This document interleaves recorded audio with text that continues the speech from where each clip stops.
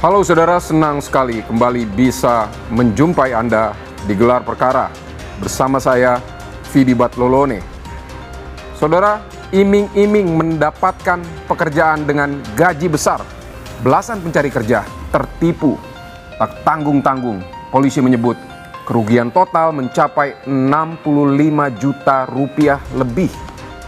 Lantas saudara, bagaimana pelaku memperdaya para korban?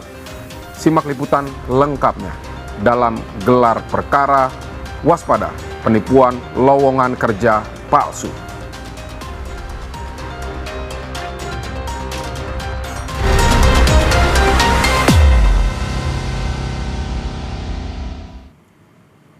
Saudara, modus penipuan lowongan kerja palsu menyebabkan para korban merugi hingga lebih dari 65 juta rupiah.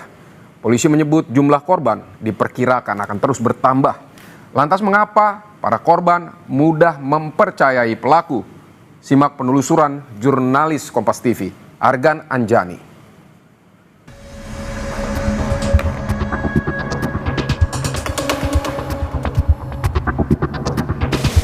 Sebenarnya pelaku itu hanya mencatut beberapa nama perusahaan, seperti dia menjanjikan kepada korban itu akan diterima di beberapa perusahaan di Cikarang dan di Karawang. Kan korbannya datang, ada yang pernah ditipu mulai dari 5 juta, 6 juta, 8 juta, sampai 9 juta. Tadi ya udah kalau uangnya nggak ditransfer, prosesnya saya nggak bisa secepatnya gitu kan. Terus kata aku karena pengen kerja ya Pak ya. Terus kata aku, ya udah tuh aku usahain kan. Kata aku ada 4 juta doang Pak, aku bilang kayak gitu kan. Pas aku udah sampai rumah, aku transfer lagi sisanya 1 juta. Pas udah ditransfer 1 juta, udah tuh aku hubungin, gimana Pak kelanjutannya. Sampai sekarang pun nggak ada jawaban. Dia dari 15 September sampai sekarang ya Desember itu nggak ada jawaban.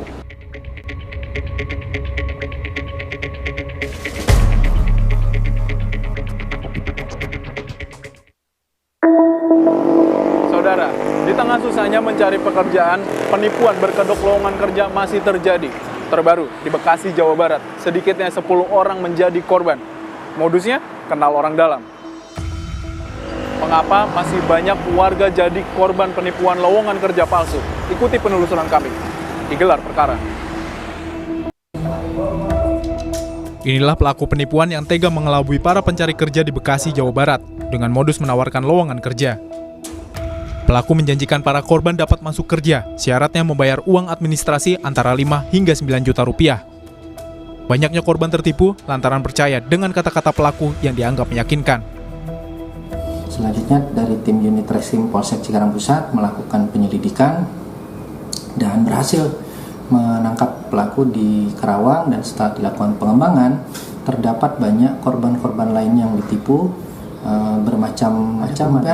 Korban akan bertambah terus dengan melihat dari berita dan media sosial bahwa pelaku tersebut telah tertangkap. Mulanya dia iming-iming kerjaan kan, katanya prosesnya cepet. Ya udah tuh aku percaya. Terus dibawa ke depan PT-nya kan.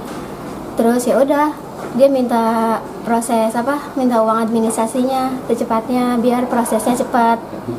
Bonafit, PT Bonafit, makanya aku percaya gitu aja. Baru-baru ini kami bertemu 3 korban penipuan, diantaranya Eliza dan Priska. Eliza yang merupakan lulusan SMK Negeri di Jakarta mengakui ia tertipu karena percaya dengan janji pelaku yang menjamin dirinya bisa masuk kerja di sebuah perusahaan elektronik ternama di Cikarang.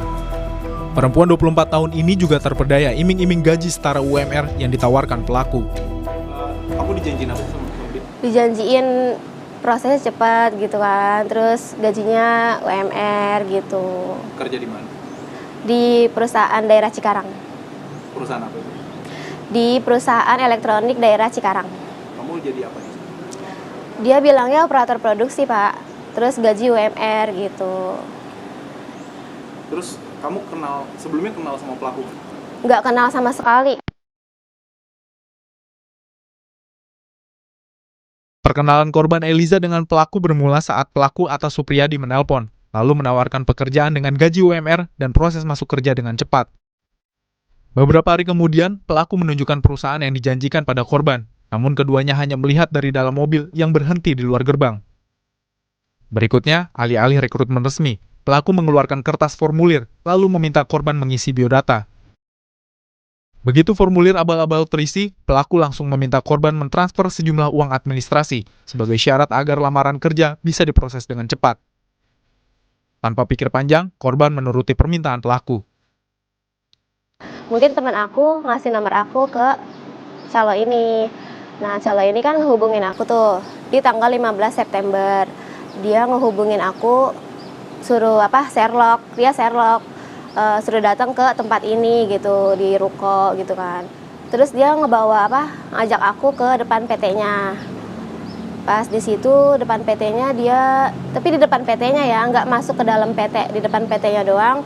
Pas sudah ditransfer, sampai sekarang pun nggak ada jawaban. Dia dari 15 September sampai sekarang ya Desember itu nggak ada jawaban. Makanya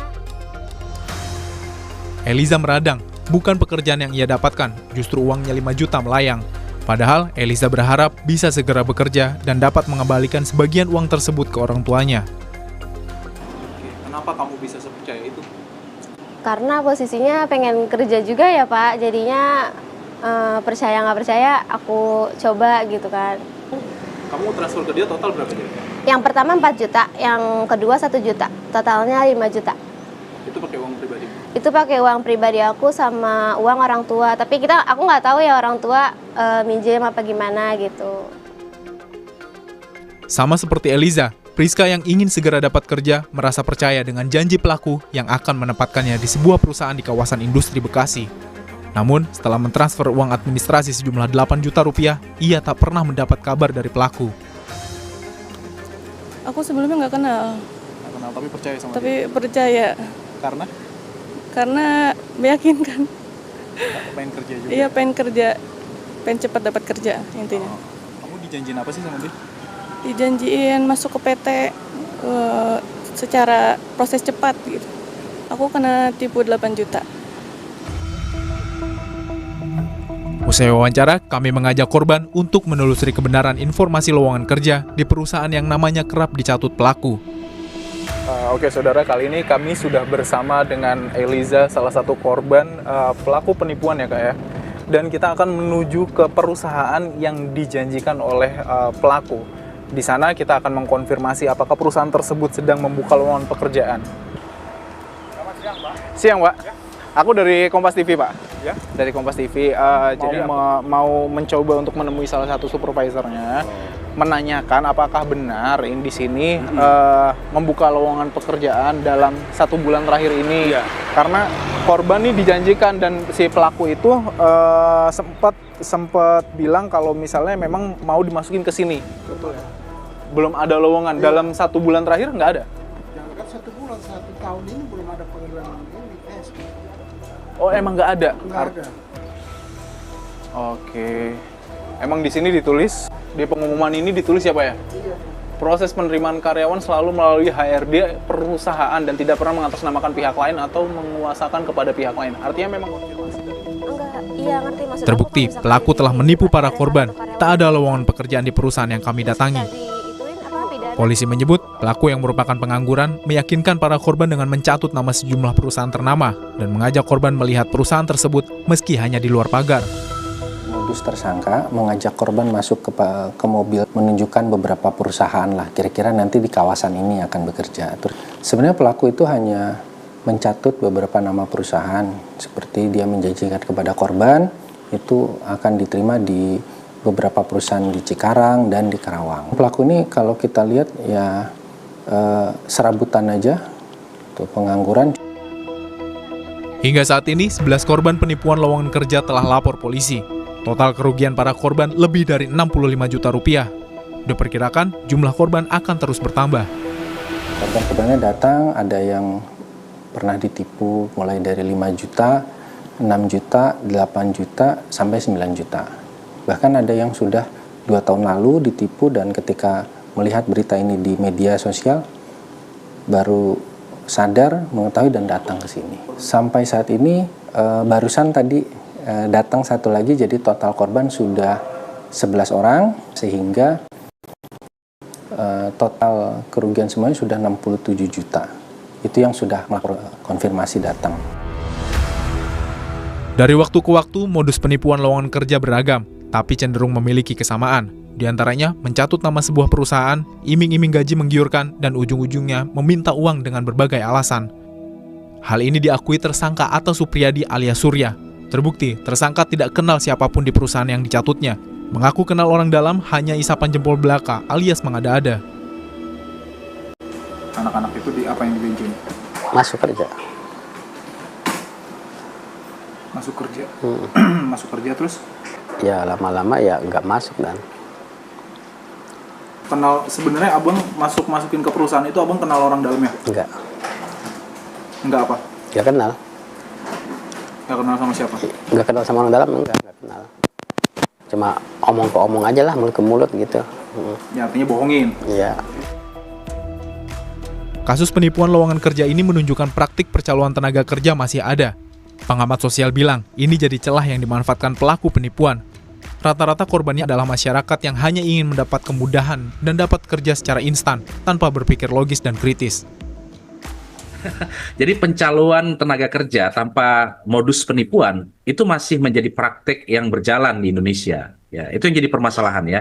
Artinya di beberapa tempat ya ada ruang-ruang gelap dalam proses rekrutmen tenaga kerja, proses seleksi rekrutmen tenaga kerja baik itu di swasta ya, di pemerintahan mungkin juga masih ada. Ya, kalau saya menduga masih ada ya. Walaupun memang harus dibuktikan ya, ini statement saya ini mungkin harus dibuktikan. Dalam kasus ini yang perlu menjadi perhatian bukan hanya penipuannya. Ini sebetulnya masalah budaya ya, yang berbahaya sebetulnya bagi proses rekrutmen tenaga kerja di Indonesia ini ya. Dan PR-nya besar sekali ya. Karena itu satu ruang remang-remang yang pada akhirnya membuat korban akan apa ya, mudah tertipu begitu. Tuntutan memenuhi kebutuhan hidup di tengah persaingan kerja yang tinggi dapat mempengaruhi kondisi psikis seseorang.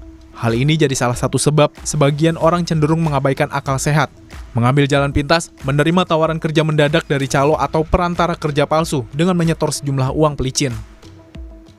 Karena memang tadi situasinya secara ekonomi orang lebih sulit mencari kerja. Sementara desakan dari dorongan dari tenaga kerja baru juga semakin tinggi karena dia mungkin ini bentuk dari pengakuan dirinya ya bahwa dia tidak mampu melalui proses normal. Dia mengambil jalan pintas sehingga ini bisa dipahami sebagai bentuk keputusasaan ya, tapi di sisi lain juga bentuk pengakuan bahwa dia pun tidak punya kemampuan untuk bisa memasuki bursa kerja dengan cara normal. Agar tidak menjadi korban penipuan, Anda perlu mengetahui ciri-ciri lowongan kerja palsu. Biasanya lowongan kerja palsu dikirimkan orang tak dikenal, bisa melalui pesan singkat maupun media sosial. Ciri lainnya, seseorang menawarkan gaji tinggi agar para korban tergiur. Yang kerap terjadi, pelaku meminta sejumlah uang sebagai syarat diterima kerja. Agar tidak jadi korban penipuan berkedok lowongan kerja palsu, Anda harus berpikir rasional. Jangan mudah tergiur saat mendapat tawaran kerja menarik. Kasus ini mengingatkan kita semua agar tidak mengambil jalan pintas yang tidak benar saat mencari pekerjaan.